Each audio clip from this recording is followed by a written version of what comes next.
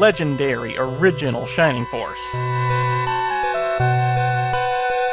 The timeless adventure of Shining Force 2. The enduring charm of Shining Force CD and the Gaiden games. And the epic saga that is Shining Force 3. And don't forget the Shining Dungeon Crawlers! The very first game in the Shining series, Shining in the Darkness, and the awesome Shining the Holy Ark. We can't forget those. Hello, all you Shining people. Welcome to the Shining Podcast, where we'll explore all the classic Shining games with a cast of experts and lifelong fans. Hello, I'm Musashi, and with me here is the charismatic Omega Entity. Hello! During this, the very first episode of the Shining Podcast, we will hear from some of the biggest Shining fans in the world and find out what makes the classic Shining games special to them.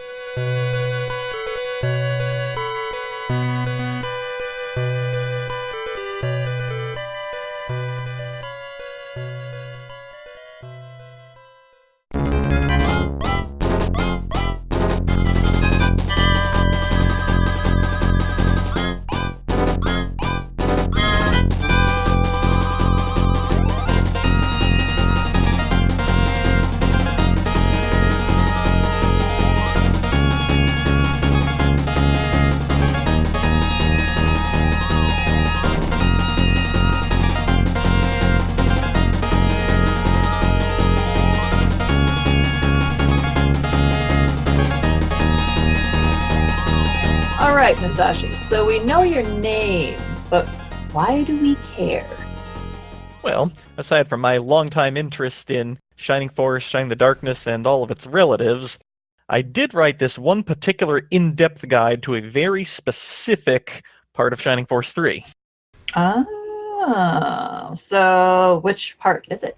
It is for Scenario 2, Battle 17, in a battle where these protecting towers are shooting shocks each round. I wrote a guide that explains where the danger zones are and what pattern they happen in, so you can strategically avoid them. I haven't gotten to that point yet, but oh my god, I can imagine just how much of a headache that particular battle would be. So thank you in advance for when I do get to that part. No problem. It was a big pain for me when I first started playing it, so I thought the only solution was to study it. Share the knowledge, man. Share the knowledge. So what's your story, Musashi? How'd you become a Shining Force fan? See, it all started as a early teen, back when video rental stores were a thing. See, we picked up a game for me and a movie so that a bunch of my friends could come over and see. The game I picked up happened to be Arcana. It was for the Super. It was a first-person RPG, and my neighbor who saw it says, "Hey, this is just like what Shining in the Darkness does." Shining in the Darkness, you say? Tell me more. So he did me one better and showed it to me a week later. I said, "Hey, I like this one too." And he eventually allowed me to borrow it and play it through to the end. But then sometime later, he gets the first Shining Force game and brings that over as well. And I immediately recognize the blaze, freeze, bolt, yes, no, and all the other icons that were recurring. And I take a quick liking to the tactical style of game. So much so that when the second one comes out, I jump on that one a little faster. What makes these games your favorites? I like how they're all distantly connected in a way. I remember in Shining Force 2, you learn about a war between Dark Soul, Dark Dragon, and Xeon, and I immediately recognized the names of Dark Soul and Dark Dragon from both previous games, seeing how you have a new protagonist, but a few recurring background elements that come back to haunt the place are always there. It's always nice when you play a series of games and you get that realization that, oh geez, they actually have them related. Because I'm sure we're all familiar with Final Fantasy. Each one, for the most part, is its own individual thing.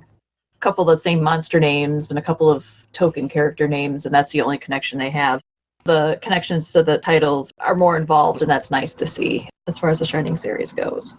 Yep, and I also saw a rekindled interest when I was attending a preview program at the college I would eventually end up at. One of the guys on my floor bought a Sega Saturn while he was visiting America from the Virgin Islands, and another guy from our floor bought Shining the Holy Ark. And when I see the game, it's like, I was immediately reminded of Shining the Darkness, and he says, "Oh, this is Shining the Holy Ark." Wait, Shining as in the Shining? So I naturally had to get my own system and game in the ensuing month. So it must have been a real joy for you when Shining Force 3 came around. Yeah, that one I got not too long after it came out and discovered I especially like its seen three ways elements, although we didn't get to truly appreciate that until quite some time later when I discovered that there was a project to not just make a printed translation, but a patched-in translation. I will be forever grateful for that.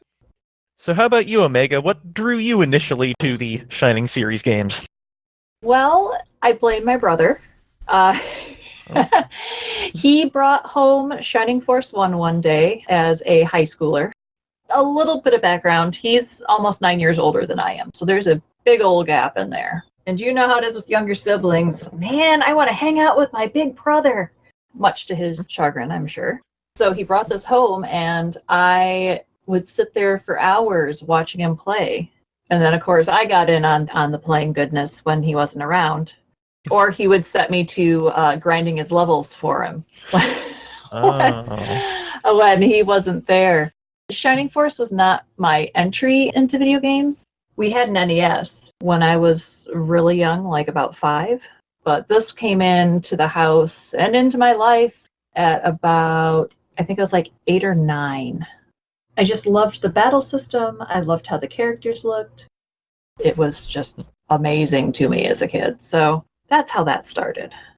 Now, were you simply designated grinder, or did you get your own save file later on? I did get my own save file eventually, but the problem was that it was a rental. We would rent on the weekends and only on the weekends. So that made an entire week that someone else could pick up the game and then wipe the files and start over again.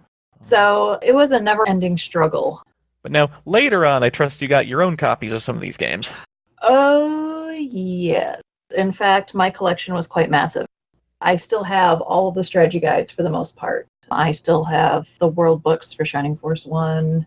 I've got the big old Shining Force 3 art book. Now, the games have since mostly left my collection since I've been able to pick a lot of them up in different formats. Namely like Shining in the Darkness, Shining Force 1, Shining Force 2 available in those collections that you can get. I have several of those compilations myself. Still my original cartridges, too. I do like that I can play on different formats. I think I buy like every new iteration of those stinking things. It's terrible. Oh, guilty, too. So, do you have a favorite aspect of the Shining Force titles? I'm not sure that it's exactly one particular thing. A lot of it, I think, honestly, the battle cutscenes, I think, are probably the biggest thing for me. Like I said, I just love the animations. I love the character design. And there's just this whole, thing where, even though the inputs don't matter, when you hit the button again just before they execute their attack or their attack would land, and you're just that feeling that, oh, if I push the button hard enough, then maybe it'll help. Even though it's not true at all, but, there's just that little excitement, I guess. I don't know. I'm not sure exactly how to put that into words, but there you go.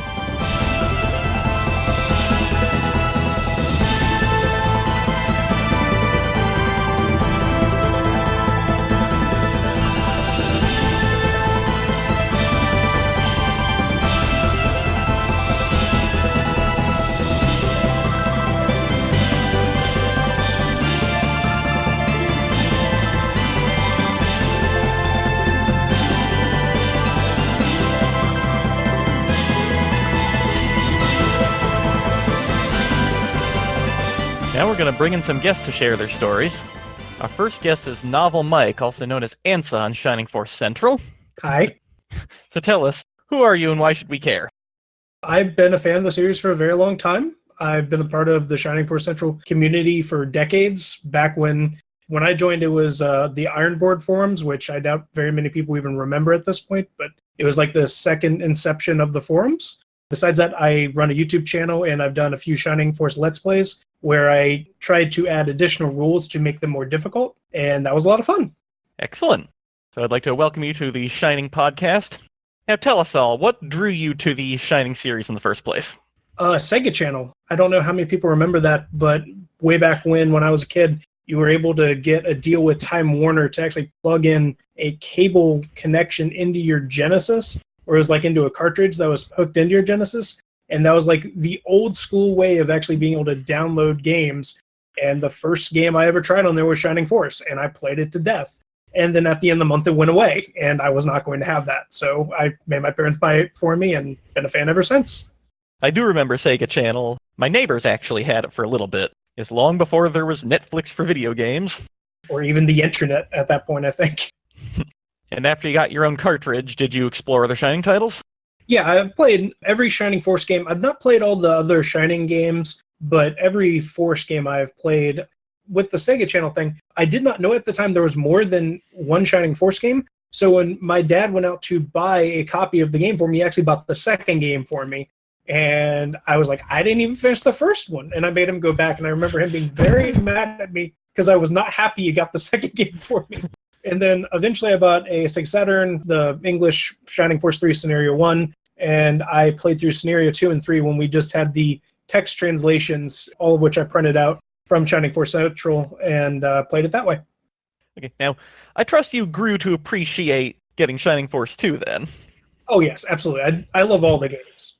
So tell me, what about the Shining Force titles make them amongst your favorites? There was a lot of things. When I first played them way back in the day, I had never played a series like it. I had played other RPGs, but nothing with a strategy element. And then that really stuck with me, and I've been a fan of that genre ever since. But specifically with Shining Force, I've always liked that the series doesn't play by the same rules as other strategy RPGs do.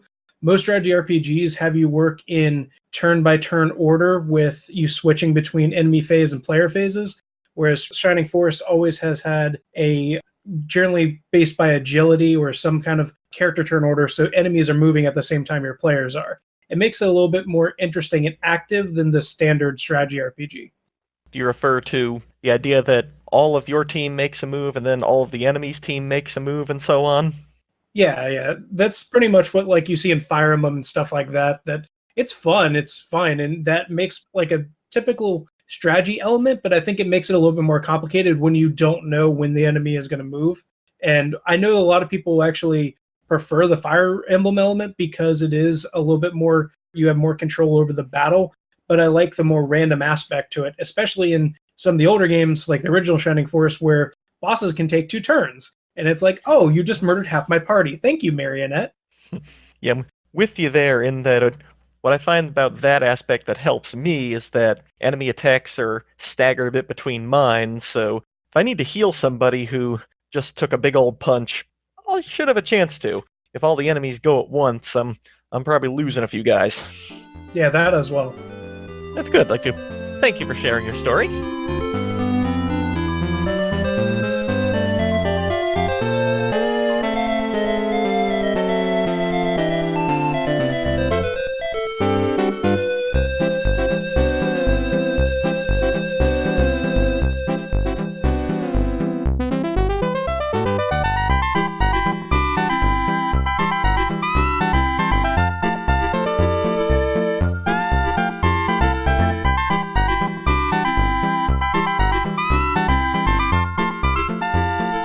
Next up, please welcome Alec, who is also known as Alpha on Shining Force Central.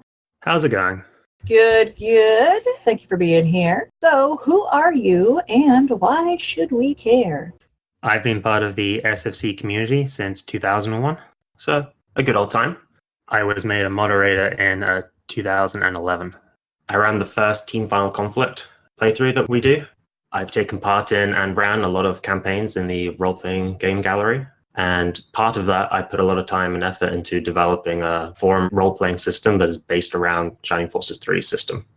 A system I am actually very familiar with since I have participated in those particular games. So how'd you come to Shining Force?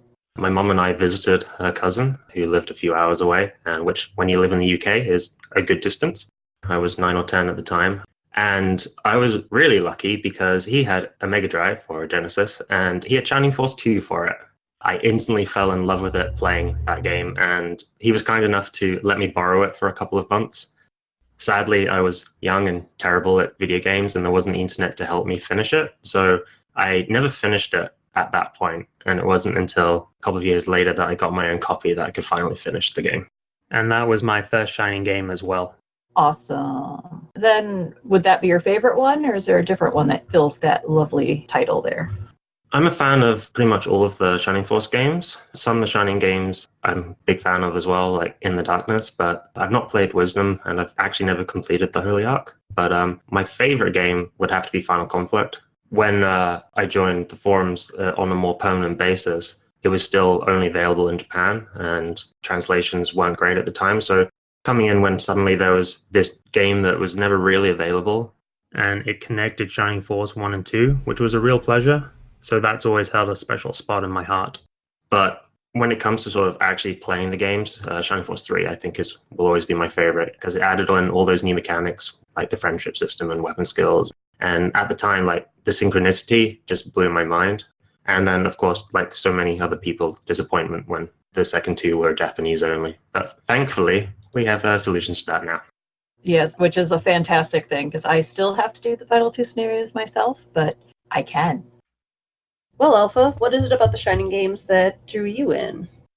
Initially, it was the turn-based nature and the bright art of Shining Force 2. That was the first one I played when I was much younger. But as I went on through to the other games, it was the mechanics, especially with Shining Force 3, how it had the friendship system, the weapon triangle, and the weapon skills. And adding that level of extra strategy and planning, I really enjoyed. It's probably why Shining Force 3 is right up there on probably my second favorite Shining games. So after that, though, I also really liked how the games linked up in a lot of small ways, because other than the Shining Force 3 scenarios, there was never really any direct sequels.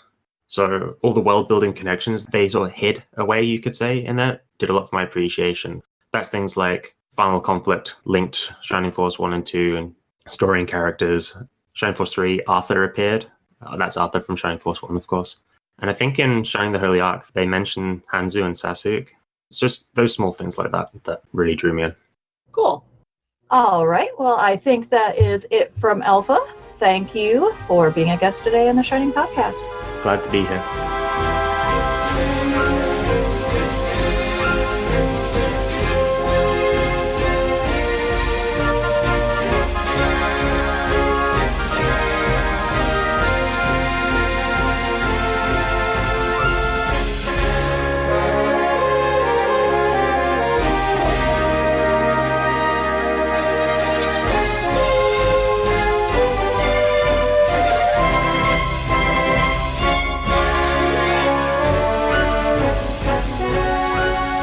Hello, my name's Stordarth. I am the Assistant Administrator at Shining Force Central, and I'm also one of two production managers for the community project Legacies of Viridosia, a fan game that is intended to emulate and recreate some of the best moments of Shining Force. As for how I became a fan of Shining Force, it's actually a funny story. One Christmas morning, Mum and Dad, they bought a whole bunch of second-hand Mega Drive games from a store that was closing down, and they put them all on a board, just a piece of cardboard, and it was full of games, about 50, 60 games. And Shining Force was one of them. But it wasn't my go-to game. I'd never really heard of it before. My game that year was actually Sonic 3D, Flicky's Island, on the Sega Mega Drive. I was playing that for most of the Christmas holiday, trying to beat it with all the Chaos Emeralds. And I looked at the box for Shining Force as I was playing it, and I was thinking, this looks interesting. If I complete Sonic 3D today, I will give this game a go. So I managed it. I completed Sonic 3D, got that out of the way, and then I just put Shining Force in. And I almost didn't come back to it because I only had like half an hour with it. And it's embarrassing to say, but I was only about 10 at the time. And in the first section where you have to speak to the priest below, he blocks your path from going any further, and I got stuck. I didn't realise I had to walk back outside and trigger a cutscene with Lord Varios. And so I got frustrated with it and just turned it off.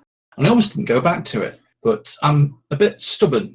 I went back to it and I figured it out just by randomly wandering around. And once I had that, I got to the town, wandered around, and I found it interesting. I enjoyed the colours, I enjoyed the sound effects and the music, the character design. It was simplistic, but also engaging.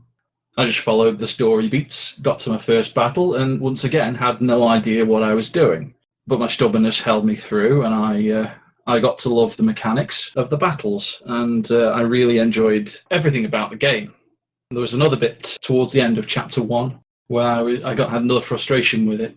Once you finish the battle in Alterone and you speak to the king, and he speaks about how Cain was threatening him to do his bidding, my mother called me down at a crucial story point, which I missed, and I couldn't proceed past Chapter 1. I went around the entire world map searching tile after tile, looking for the way to get off this chapter, and in frustration had to start it again. Someone else might have given up. Me, I wanted to see what I had missed. I got back to it, and I was very frustrated to find the answer was right in that same room when you search the dragon's head and pull the chain. He doesn't repeat it if you speak to him again, at least as far as my memory serves. So it was a bumpy ride to get into it, and yet I somehow persevered, and it was one of my favourite games of all time.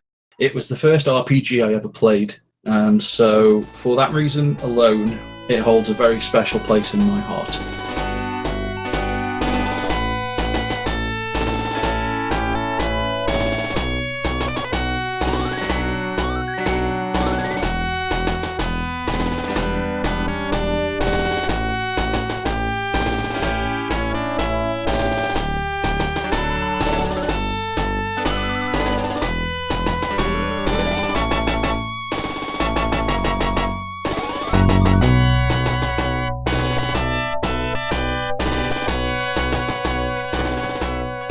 Hello ladies and gentlemen, my name is Chris Stallings, known here on the internet as MarauderEX, and I am a huge Shining series fan. I have Let's Played a ton of the Shining series games. It was one of the first games that I actually ever Let's Played on my channel, and I was involved in the kind of live beta testing of the Shining Force 3 translation project, patch version 17 to 18. And I actually had a special 17.5 MarauderEX edition made because the wonderful folks at the Translation Project are just that awesome. I have been a Shining Force fan for a very long time, since 1996. I first got Shining Force 2 as a birthday present, as a suggestion from my dad. I was really starting to get into RPGs. My family had been huge dorks for longer than I could remember. So I always grew up around my father, my brother, my uncles, all of them doing like tabletop RPGs like Dungeons and Dragons and Shadowrun, Warhammer, and I was so enthralled with games. And a friend of mine introduced me to Chrono Trigger on the SNES, and I'm like, I have to have a game like this. And for my birthday, we went out looking for a game at Toys R Us, and I was looking at Phantasy Star, but at the time, it was Phantasy Star 4, and it was running like $80, and my dad's like, but he saw what I wanted, he saw what I was looking for, and then started scouring the shelves to try to find one that was a slightly more acceptable price point. And he found Shining Force 2, and he's like, maybe you should give this a try. I'm like, sure. And that was it. I started playing it, I fell in love with it. I got so many of my friends to pick it up. I had several other friends that also had a Genesis. I had a friend who bought a Genesis to play this game. And then that kind of carried over to every other Shining game. So I've been a fan for a very long time. And it just keeps getting older. So the thing about the series that I love is just kind of everything. It has a fantastic mix of really easy to pick up strategy RPG mechanics. Shining Force 1 and 2 were really, really bare bones at the time.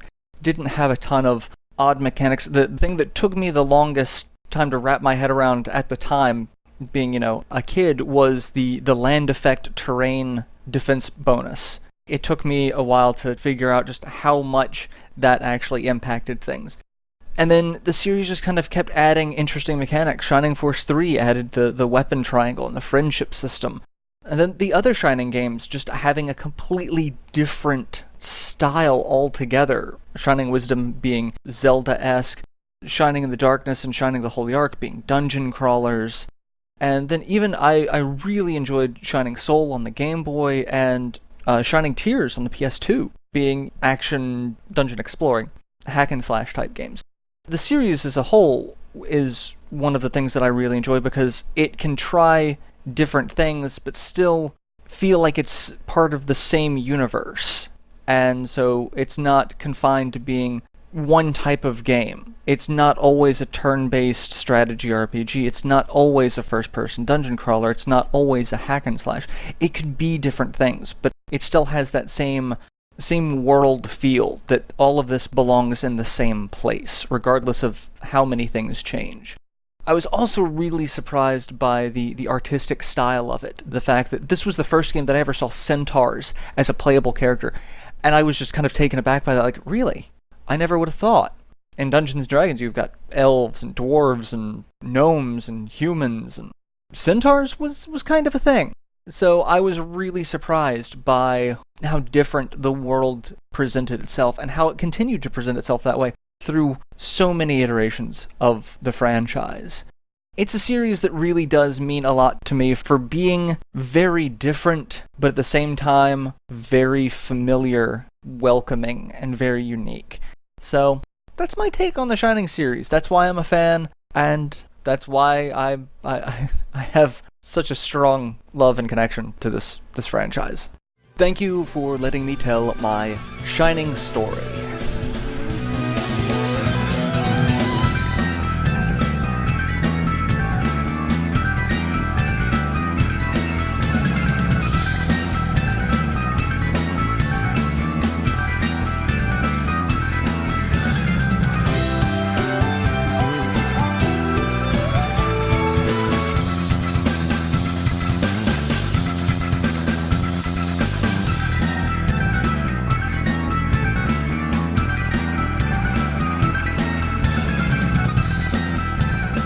Hello, I'm Nyttelost. Most people know me as Luke or Nyttelost, and in terms of credentials for Shining Force, I've been a fan of it since about 2002. Specifically, I played the first one. Before that, I had like a history in real-time strategy games like StarCraft or turn-based strategy games like Lords of Realm 2 or something like in that. So I came across Shining Force when I got in a computer game called the Super Sega Smash Pack 2. Which included Shining Force as part of the package. At the time, I wasn't very familiar with tactical RPGs and wasn't particularly good at them, but it was a game that I was able to get into at the time. Years would go by, and I only knew of the first Shining Force game. I discovered the rest of the series in 2012 when I was looking up software to edit a Shining Force ROM, so I came across that way. What attracted me to the Shining Force series is that the mechanics were easy to grasp and were fun. The music of the game was also good, and eventually it turned out to be a source of inspiration for me, as it would help me come up with material for a first campaign as a dungeon master.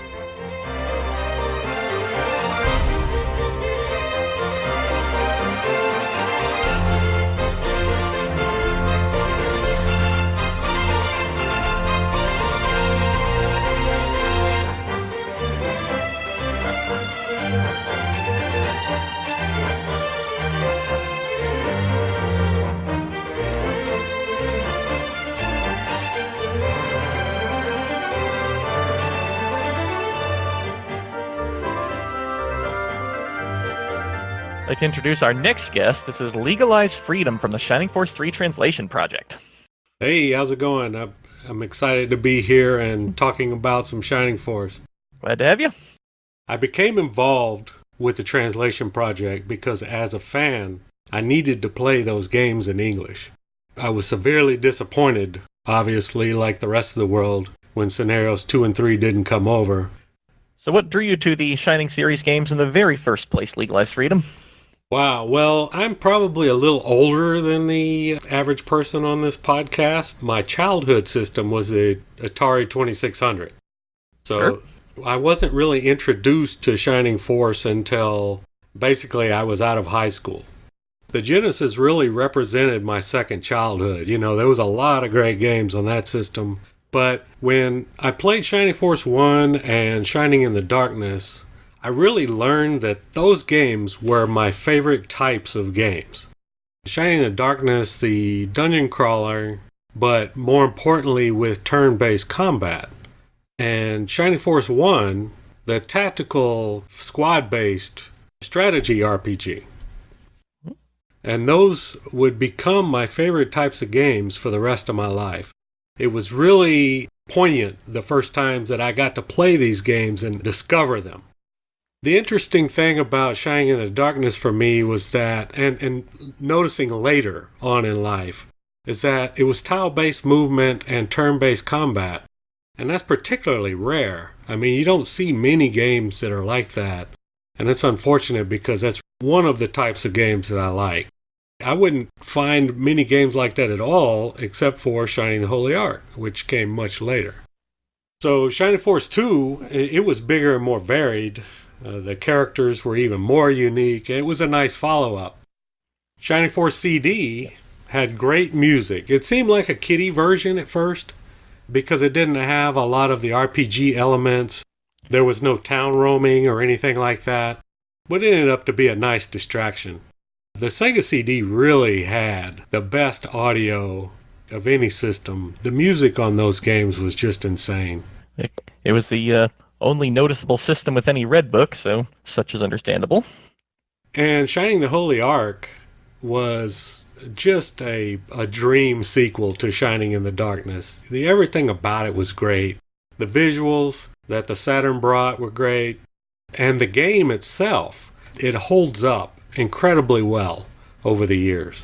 Yeah, much as I've fantasized about having a money is no object remake of it, I still think the classic is a perfectly happy thing to play. And then Shining Force 3, which, it's just absolutely one of my favorite games anyway. If it is not the favorite, it has to be in the top 3, obviously. I bought all of these games new in the store, even when money was tight, just because I was such a fan of them. And I played the hell out of all of them. I couldn't even tell you how many hours that I put into these games. Haven't we all? Time sinks galore. But hey, no regrets. So what is it about the Shining games that makes them favorites? The characters, I think, is the main draw to me. I mean, the characters are so distinctive. The art style is great. They are just such individuals. Each one is different and attractive. The mechanics were great. Like I was saying, the squad-based tactical combat is awesome. A pet peeve of mine is that some games, the characters aren't dedicated to a role. It just confounds me because I want a mage to be a mage. And I want them to always be a mage. I don't want them to be able to switch to something else in the next chapter or whatever. Mm-hmm. I also like that the hit points and damage numbers are reasonable. I mean, some games, especially more modern titles, your characters have 10,000 hit points and then you hit for 1,000 or 2,000 and there's this combo stuff. I like it that characters have 100, 120 hit points max. And when they do damage, it's 10 or 12 or 15. It's not crazy numbers. So I'm going to take a stab in the dark and say Disgaea is not one of your favorite series. I haven't played much of it, but yeah, that's a good example. If that was the only thing that I had against a game, then I could get over it. But, coming from a Dungeons and Dragons background, it's refreshing to start off with somebody with 10 hit points and work your way up to 100 instead of starting with 2,000. It just kind of waters the games down to me. It does make it more understandable when you're trying to formulate a plan and do the math in your head. Right. And the turn-based strategy is that's my bread and butter. I love that. I love also that the Shining games are simple. There's not a whole lot that gets in the way of the fun. You go in and there's no complicated rule sets. There's a few things that you have to pay attention to, but for the most part, it's a simple process to play a game. You don't have to overthink it. And I think that's probably why it was so easy for me as a kid to get into it, is because, there's so many mechanics in strategy RPGs nowadays that are just so... As an adult, I have a hard time sometimes getting my head around. The simplicity is something I definitely agree with as far as being one of the bright points. And it's nice that there are many a battle that look intimidating when they start out, but soon you discover, you can do this. I've always liked the music too. It's just awesome. I guess the Genesis was a little step past chiptunes. This was on the cusp of chiptune. It could do some samples. It was really good. And the sound processor of the Genesis had that little twang to it that, when used strategically, could make for some great music and sound. Mm. And the stories were always timeless tales of good versus evil. You know, it was real easy to get on board with what was happening, but it wasn't overly complex, but at the same time, it was engaging. And when Shining Force 3 and Shining the Holy Ark stories came out, they were a little more complex, but they came with a lot more meat to sink your teeth into. I mean, there was a lot of story to get into, especially if you were a little older by then. I also like, speaking of the story, for the observant party, you can notice that Julian does appear in Holy Ark. Yeah, there was a lot of carryover between the games. Shining the Holy Ark was really the prequel to Shining Force 3, and there was a lot of connections between the games. That was really nice, too. I think that's what got me so excited to play the rest of Shining Force 3, is to see how it tied in with Holy Ark. Well, thanks for having me. Excellent. It was great having you on this podcast. And anybody tuning in, make sure you check out Legalize Freedom's Shining Force 3 translation patches.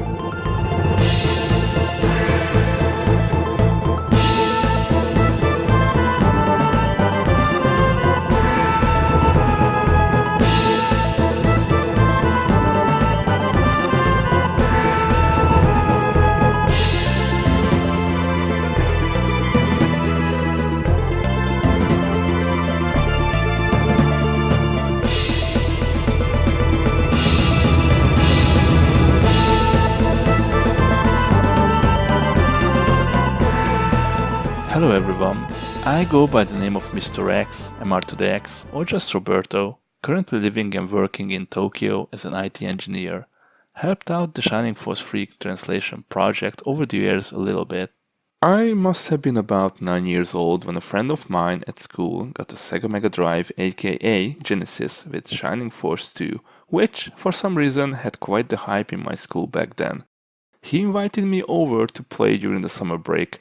I fell in love with the story and the mechanics, so I got my parents to buy a console just so that I could borrow SF2 and embark on my own adventure with Bowie and friends. The shop had a deal that you could choose a game for free with your new console purchase. Suspecting a connection of sort, I chose Shining in the Darkness as the artwork seemed similar and, well, it had Shining in the title. Since then, I've played every single quote-unquote classic Shining series game and currently running a YouTube channel mostly playing Shining games in Japanese.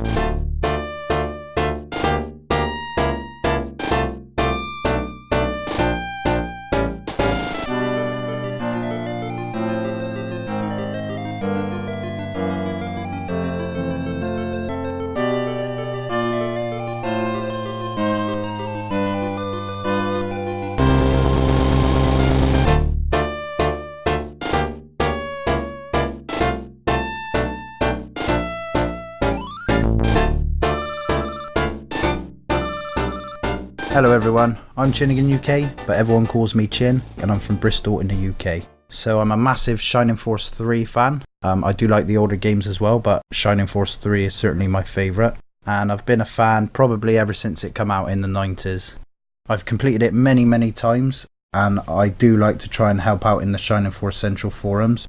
I'm always on the lookout for typos for the translation project, and also any new things in the game that people may not have discovered yet. Just to give you one little example of something I discovered recently, I discovered the best way to make money from the smithy is to go there with a character with a mace and make a save and try and craft a Thor hammer, because Thor hammers sell for the most profit. Also, I'm working on my first ever YouTube Let's Play. It's a Shining Force 3 Insane Mode challenge run with no team member deaths allowed and with no use of the return spell.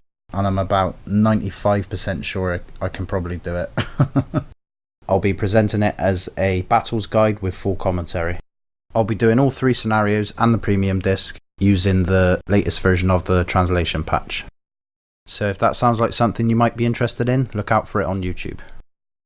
How did I become a Shining Force fan? So, I was always a Sega fanboy as a kid. I used to own or still do own, a Master System and a Mega Drive. That's a Genesis for all my American friends. However, I never played Shining Force 1 or 2 back in the day. Sacrilege, I know. By the time Shining Force 3 was released, most of my friends had PlayStations by then, and I of course owned a Sega Saturn. I think there was probably one other kid in my street who owned a Saturn, and we'd regularly swap games with each other. So one day, he tells me about this boring game that his mum had got him for Christmas. He told me it was an absolute load of rubbish, just a lot of boring people talking to each other and that. I am of course talking about Shining Force 3. I don't think he was a massive RPG fan, to be honest, but I certainly was, and I was quite excited to play it. I used to get the official Sega Saturn magazine, and I remember reading a review on it as a kid, so we decided to do a swap. I loaned him my copy of Quake, and he loaned me Shining Force 3. After a few hours of playing it, I asked him if he'd like to make the swap permanent, and of course he did, and the rest is history. So what is it about this game that makes it my all-time favourite? Well, I think as a kid I was blown away by the colourful visuals. I know they're not much to look at now, but back in the day they were certainly something special. Believe it or not, the isometric semi-3D thing was visually impressive back then. I've always been quite nerdy, so the long political dialogue was always a big hit with me, though I know it wasn't everyone's cup of tea. But mostly it was the battles. The gameplay was rock solid and I was hooked right away. I love lots of RPGs, but I'm terrible for getting bored halfway through and not completing a lot of them. But with Shining Force 3 this wasn't the case. I completed it quite quickly, and I remember wanting to play it immediately straight again after completing it.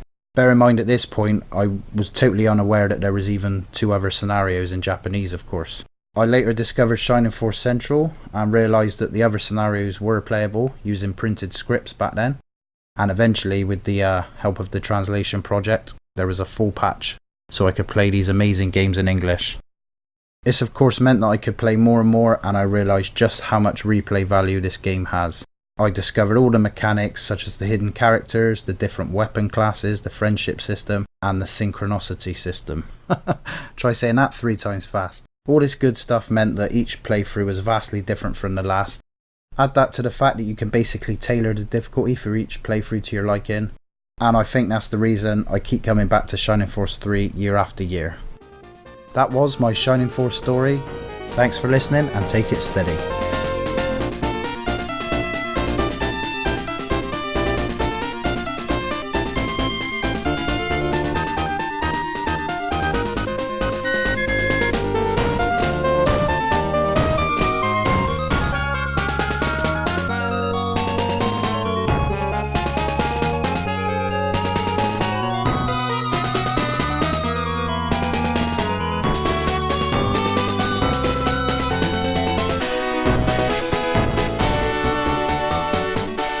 Hello, I'm Cullsoft. Many of you in the Shining community may know me as the big Grace fan and general fan of the Chiantals from the series and other anthropomorphic animal or furry characters, as well as being a general sort of knowledgeable person about a lot of the series. How did I become a fan of the Shining series? I'd been getting into a couple of JRPGs like Mystic Quest and Zelda Link's Awakening for the Game Boy in the early 90s. Around that time, I also got a Mega Drive, and I wanted to find a similar sort of game to those to play for that. So I found Shining in the Darkness secondhand, and I sunk many evenings, weekends, and holidays into playing it, and absolutely loved it. In regards to the Shining Force games, I bought Shining Force 2 about a year or 2 later. I was surprised to find that it was a different gameplay style to Shining in the Darkness.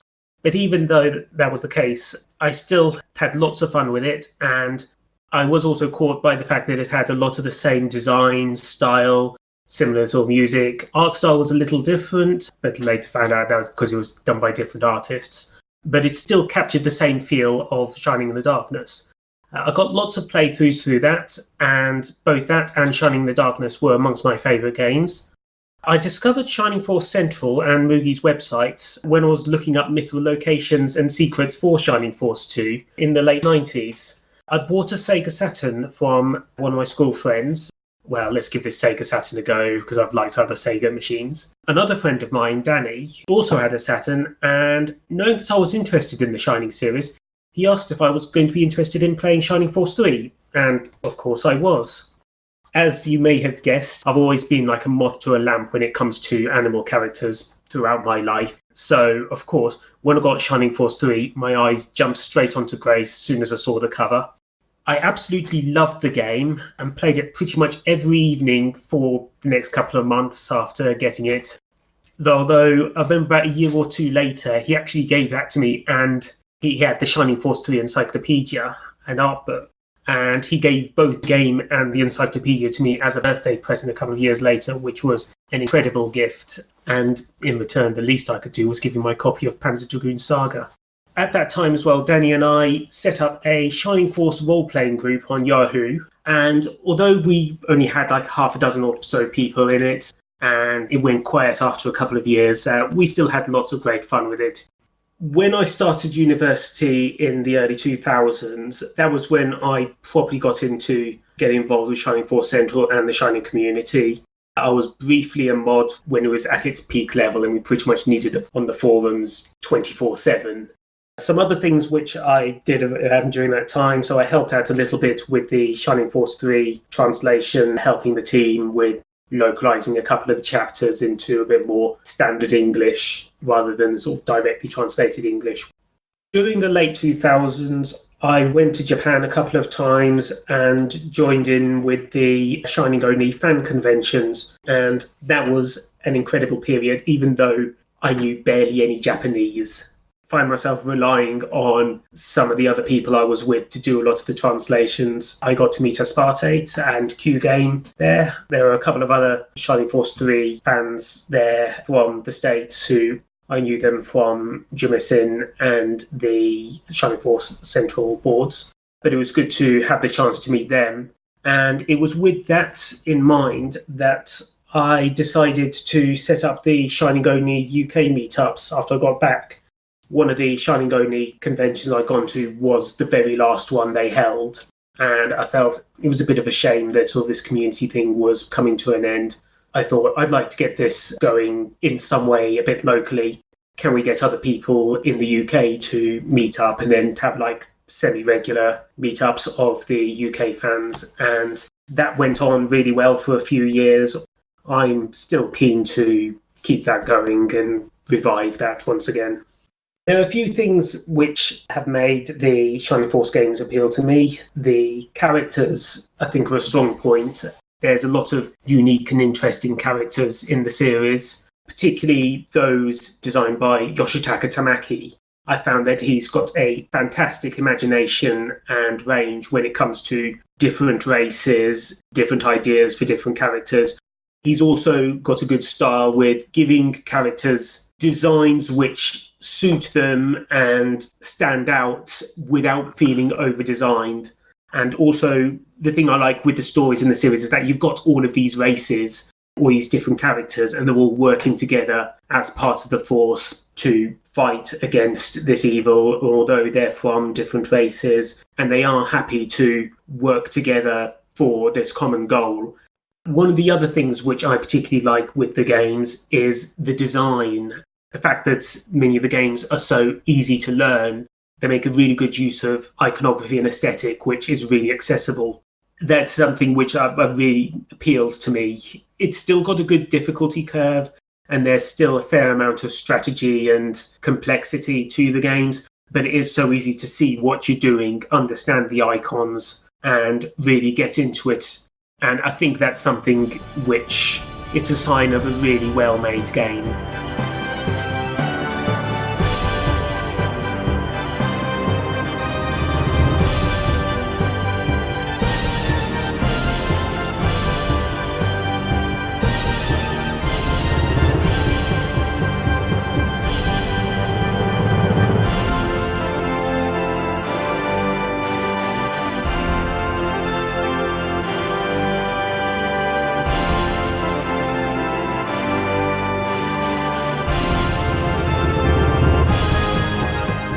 Right, so who are you? I'm Rocket Lynx. And I've been around for a little while. I had an account back. I made an account back freshman year. I haven't really talked too much on the forums, but I've been very interested in the whole Shining Force 1 editing scene when it was just starting. I started learning more about it. It was pretty fun. I have a project actually for Shining Force 1 that I've been working on for a little while called The Movement of the Odyssey. And what it is a complete redo of Shining Force 1. Completely new universe. All the characters is completely changed. We got new enemies, new bosses, story changes, everything. It's very hard, but with access to new sprites provided by some of the great people on the forums, it makes that a lot easier. So definitely stay tuned for updates on that on the forums. Going to be great. This sounds pretty ambitious. Yeah, I hope it is. I definitely have plans for it to be huge. Well, we'll definitely be looking forward to that. But overall, how did you happen to come to the series and become a fan? The first time I came across Shining Force was actually on the Sega Dreamcast, the Sega Smash Pack 2. I played it. I was like, 3, 4? That's a pretty weird game to be playing when you're that young. But I played it, and oh man, I had no idea what I was doing. Obviously, I didn't make it past the first battle, but I liked it, the way it looked. I started playing it, and ever since then, as the years went on, I started actually making it past the first battle and getting pretty good at it. I've been playing it ever since, so a good chunk of my life, almost all of it, actually. I love Shining Force 1. Love it. I think it's an absolute perfect game.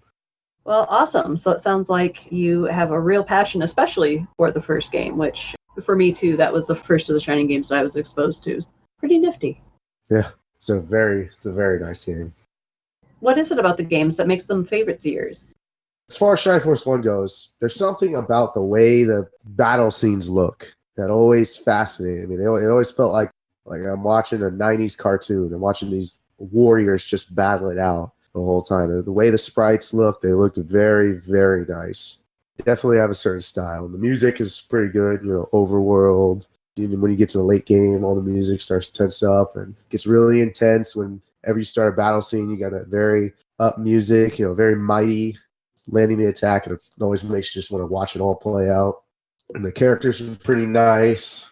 I'm a sucker for edgy characters, so I really liked Kane. That was my favorite character in that game. It's a shame that he wasn't used to his potential in that game, but that's something Movement of the Odyssey hopes to correct down the line. All right. Well, thank you for joining us, Lynx, and sharing your thoughts with us today.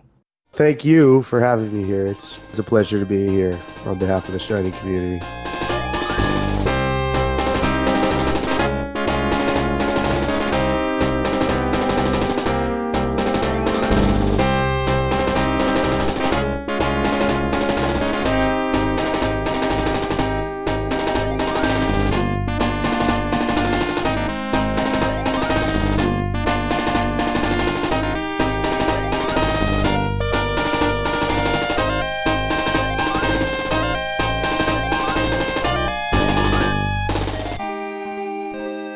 My screen name is The Unknown Marine. I'm a moderator on the Shining Force Central forums. I was involved in several translation efforts with Japanese supplementary material for the series, and I also helped develop a Shining Force campaign setting for Dungeons & Dragons. I first came across Shining Force when I was 8 on the rental shelf of the local Blockbuster, which should tell you about how old I am. I was actually looking for a game called Dungeons & Dragons, which my brother told me was a great video game where you could do anything and explore dungeons and get treasure. Later, it turned out he was actually talking about The Legend of Zelda, which he thought was the same thing, which should tell you a little bit about him. Anyway, I was intrigued by the box art of Max taking on 2 skeletons, so I picked it up and read the back.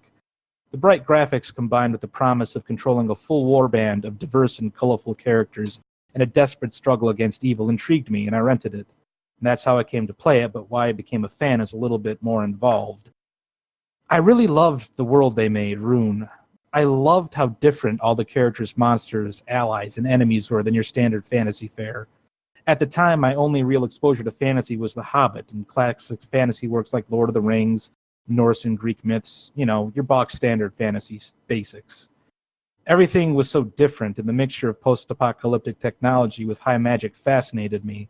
The inclusion of a narrator who seemed to be both in the world of Rune, but also directly addressed the player fascinated me. I wanted to know what was going on. I wanted to know more about this imaginary place.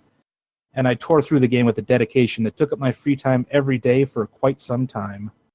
Finally, when I beat it, I waited patiently for a sequel.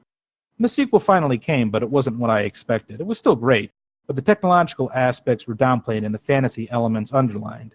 Still, I played it, had a great time, and waited for more.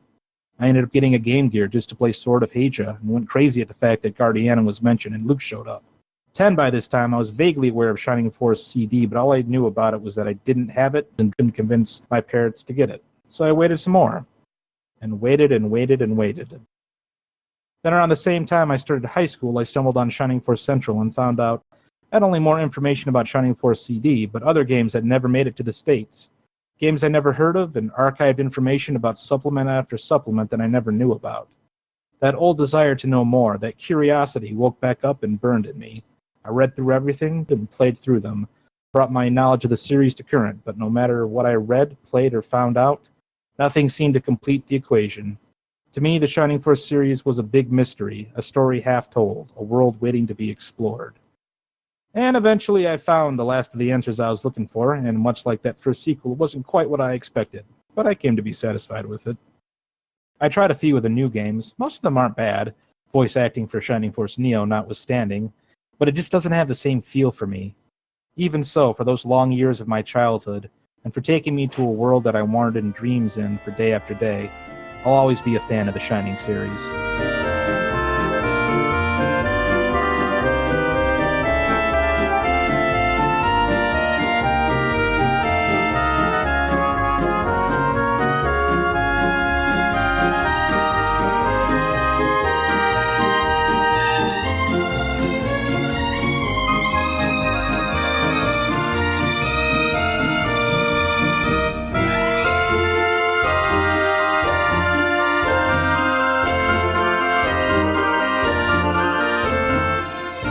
Hello everyone, this is GenmaTheSamurai. I am a YouTube Let's Player and I am doing a blind Let's Play of Shining Force 3.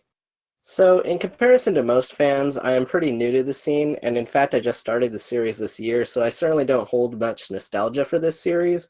However, I'm a huge fan of Camelot's work on Golden Sun, and most of us fans of that series have been thirsty for a continuation. But with no sequel in sight, I decided to look backwards and see if I could enjoy some of Camelot's older games. And as a fan of the tactical RPG series Fire Emblem, these games appealed to me enough to try. As of this point, the only Shining games I have played are the Force games, though I have interest in the dungeon crawlers. What I love about Shining Force is the games feel familiar to me in many ways despite being so different from Golden Sun, and while it's not a continuation, it has certainly helped fill a hole in my heart that has existed for a long time.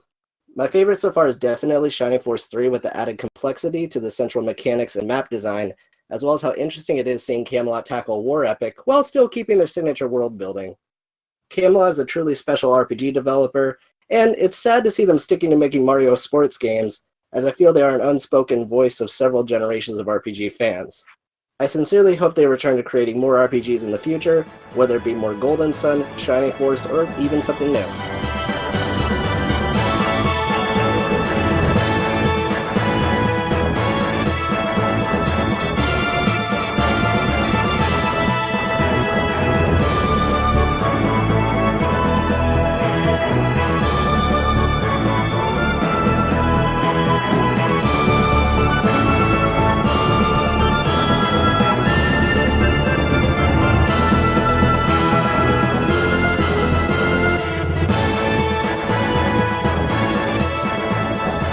Hello, this is Tarethen. I have been a fan of the Shining Force games since I was about 8 years old. My father ended up buying Shining Force 1 on the Genesis, and he was playing it for a little while, and I would watch him play. After a while, he would allow me to play it. During the day when he was at work, I would sit there and I would play it over and over and over again. A few years later is when Shining Force 2 came out. I would rent it multiple times, but what ended up happening is I would always get stuck at the same spot. I never knew about the piece of wood you had to get to put into the tree, so I would never get past the Tauros fight. So several years go by, and when I was able to start looking around the internet is when I found Moogie's Guide and Shining Force Central, and that's when I figured out, oh, so that's how you get past that. And that's when I figured out that there was a Shining Force 3. I never had a Saturn growing up. I never knew the game existed until I found Mugi's site. So at that point is when I started actually getting into emulation and was able to get into Shining Force 2 and actually able to get past the part and beat the game. Around that time was about 2004 when I originally joined Shining Force Central. And I was really just excited to be able to find more information about these two games that I grew up with, more information that there were more games in this series. It was amazing. I was still kind of bummed out because I was never able to play Shining Force 3. I actually was able to get a copy of the game with a Saturn in about 2005 from an individual off Shining Force Central. So I was finally able to play through them. I played through all three of them. I actually sat and printed out the entire script of Scenario 2 and Scenario 3, and I still have the binders with them. In terms of what I enjoy about the games, I was always a big fan of the large cast of characters. I was always a big fan that you could change up your lineup. Other things, the music, I always found the music to be really good in the games. There are still a couple of songs from the earlier games that I have on my iPod that I listen to every now and then. I'll go on YouTube and pull up some of the old music. In terms of how I feel about the series now, I still really enjoy the classics. I still play them. I'm actually currently playing through Scenario 1 again. And I just really hope in the future that at some point these old games can continue to come back and be enjoyed by more people.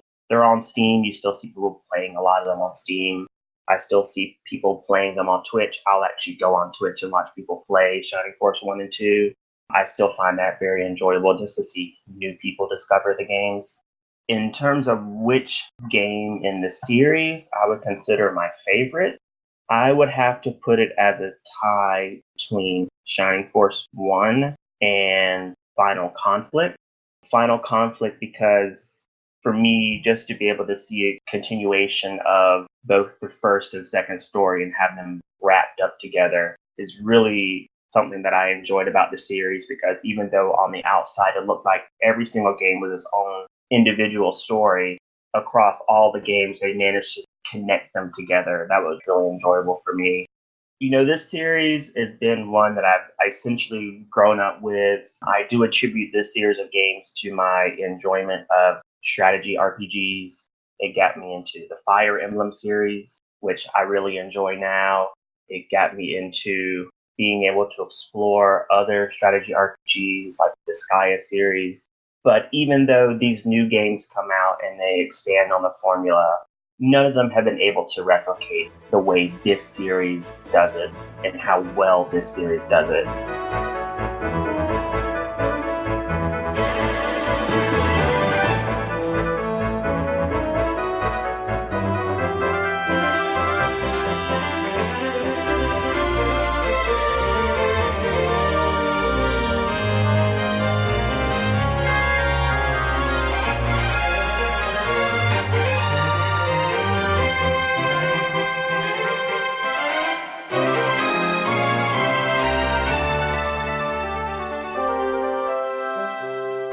Next up, we have someone who has had a lot of involvement with the Shining Force 3 translation project. So, who are you and why should we care?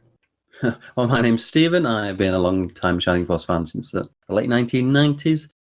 Pretty much everyone in the Shining Force Central community knows who I am, especially as my profile name, Swalchy. Oh, weren't you responsible for the mithril weapons theory? What can you tell us about it? Oh yeah, no, that was for Shining Force 3. Basically, it's just a timing mechanism, really. When you go to see the smithy, the small little character is always swinging his arms. So basically, you just count the arm swings. Then, like on the third arm swing, he would make a certain kind of weapon, and then the fourth and the fifth, and then you just go in the cycle 3. So usually, you could get to him just before the end of the first arm swing. So you get to 1, 2, and 3. But if you missed your shot. Essentially, if you get aiming for 3, you didn't quite get there, you could wait until 6, and then you'd get the exact same weapon. But yeah, no, it was just an easy to think of timing mechanism for everyone. So because there was only 3 weapons that you could get per mithril, it wasn't exact, but I did quite a lot of testing on it, and it did seem to work out quite an awful lot. Came up with that, what, ages ago. I can't remember exactly when. I believe I used that trick a couple times myself to make sure I would get a wider variety. Yeah. So, Swalchy, how did you come to be a Shining Force fan? Well, I was a bit late to the game. Even though my brother had a Mega Drive, I didn't really know anything about RPGs or anything. I was only very young at the time, so he didn't have anything like Shining Force at all on the Mega Drive. However, my other brother, he had a Sega Saturn, and around about 96, 97, he got a copy of Shining the Holy Ark. And as soon as I started seeing him playing that, I was absolutely hooked. And then obviously the next year, Shining Force 3 came out. He bought that. We didn't realize then it was a sequel at all. So yeah, no, I watched him play Shining Force 3 pretty much all the way through Scenario 1 because that's all we got in Europe at the time. And by that time, my other brother had given me his Mega Drive. Knowing that there was a Shining Force 3 on the Sega Saturn, I quickly found out that there was a Shining Force 1 and 2 on the Sega Mega Drive. Oh, I'm sorry, Genesis for the Americans listening.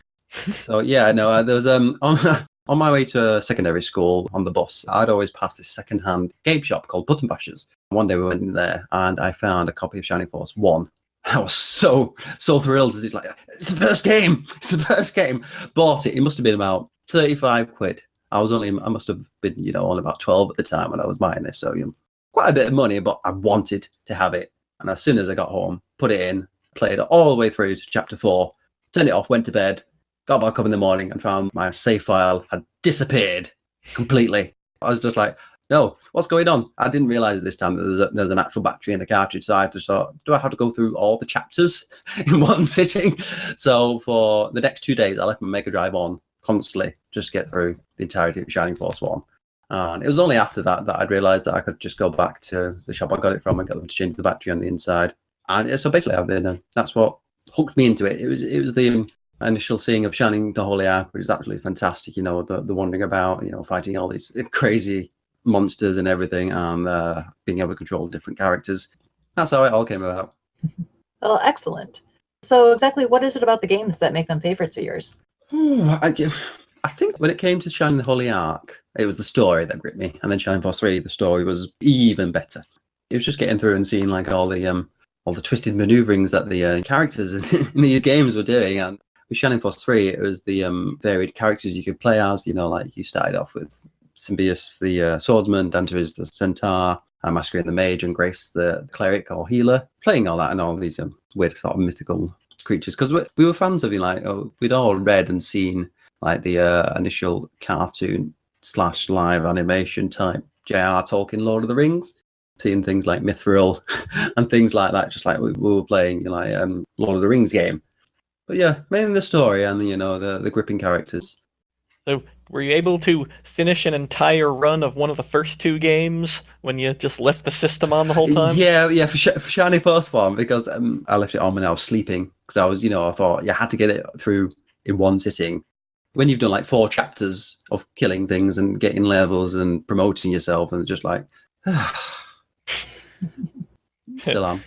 So since then, have you had a chance to play it at a more controlled pace with a working save file? Oh yeah, no, yeah. By the time I was playing Shining Force 1, the internet was around. So one of the first things I went on was the Netscape search engine. Just search for Shining Force, and the first thing that came up was Shining Force Central and Boogie's Shining Force 1 guide. Read some of the threads on Shining Force Central and saw that other people had my issue, and they said, yeah, it's just the battery inside the cartridge. Just take it back to whatever shop you got it from. You might be able to find someone who can put in a new battery for you. So I went back to the shop, told them what was happening. They said, yeah, 2 minutes. He took the cartridge apart, put a new battery in, gave it back. I was both relieved and annoyed because I'd left it on, managed to do an entire run. As soon as I'd finished it and turned it off, the save got completely wiped. There's nothing more infuriating than having a Shining Force save that you spent hours on, getting to the end and finishing, to have it wiped. So any last words for us before you go? Well, all I would say is anyone listening to this who's never played a Shining Force game, buy it on Steam if you've got a PC, Sega Genesis Classics or Sega Mega Drive Classics, depending on where you are, and Shining Force 1 and 2 should be both on there. Play them, and you'll love them just as much as I have all these years. Excellent. Thanks for coming on the show, Swalchy. You're more than welcome, guys. Thank you very much.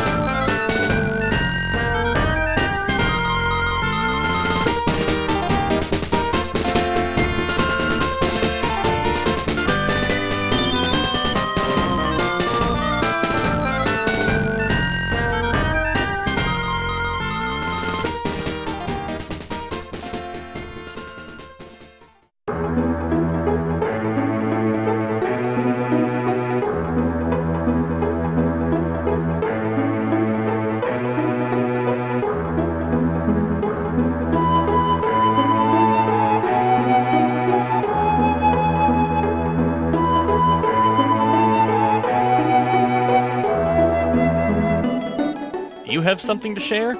Would you like to contribute to the Shining Podcast? If you would like to contact us, send an email to shiningforcemagic@gmail.com. Visit the Shining Force Magic channel on YouTube. Just search for Shining Force Magic.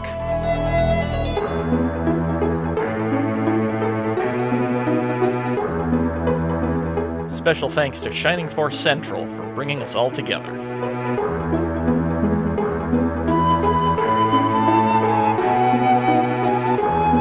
Thank you for joining us for the first chapter of this adventure. Be sure to look for more shining goodness in the future. Get some rest. You deserve it.